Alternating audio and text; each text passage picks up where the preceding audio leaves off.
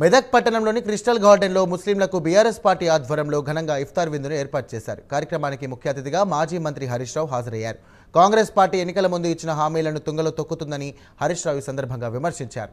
ప్రజలను కాంగ్రెస్ పార్టీ దగా చేసిందని అన్నారు. ఈ కార్యక్రమంలో ఎమ్మెల్సీలు మధుసూదనాచారి, షారుఖ్ హుసేన్ మరియు బీఆర్ఎస్ నాయకులు తదితరులు పాల్గొన్నారు.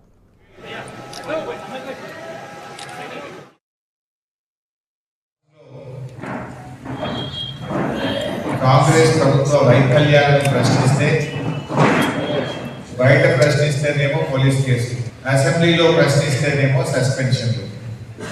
అంటే ఈ ప్రభుత్వంలో 7వ గ్యారెంటీ ప్రజాస్వామ్యం అని ఏదైతే చెప్పిందో అసలు 7వ గ్యారెంటీ లేకుండా పోయింది.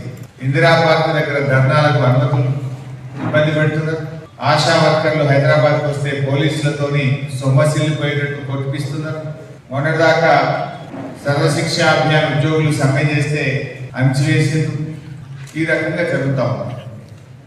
ఈ ప్రభుత్వం మొదటి రోజే, ప్రభుత్వం అధికారంలోకి వచ్చిన మొదటి రోజే 2 లక్షల రుణమాఫీ చేస్తామన్నారు.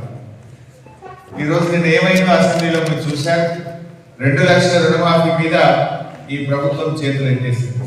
మేము సవాల్ విసిరిన మీ రాష్ట్రంలో ఏ ఊరికైనా వెళ్దాం, రుణమాఫీ అయిన వాళ్ళు తక్కువ, కాని వాళ్ళు ఎక్కువ. ముఖ్యమంత్రి చెప్పిండు 2 లక్షల మీరున్నోళ్ళు డబ్బు కట్టండి, ఒక్క క్షణంలో మీ రుణాన్ని మాఫీ చేస్తా అన్నాడు రేవంత్ రెడ్డి. ఒక్క క్షణంలో అన్నాడు. ఆయన మాట నమ్మి 2 లక్షల మీద ఉండి రైతులందరూ డబ్బులు కట్టి ఇప్పటికీ 6 నెలలు అవుతుంది. 6 నెలలైనా కూడా ఇంతవరకు రుణమాఫీ కావడం లేదు.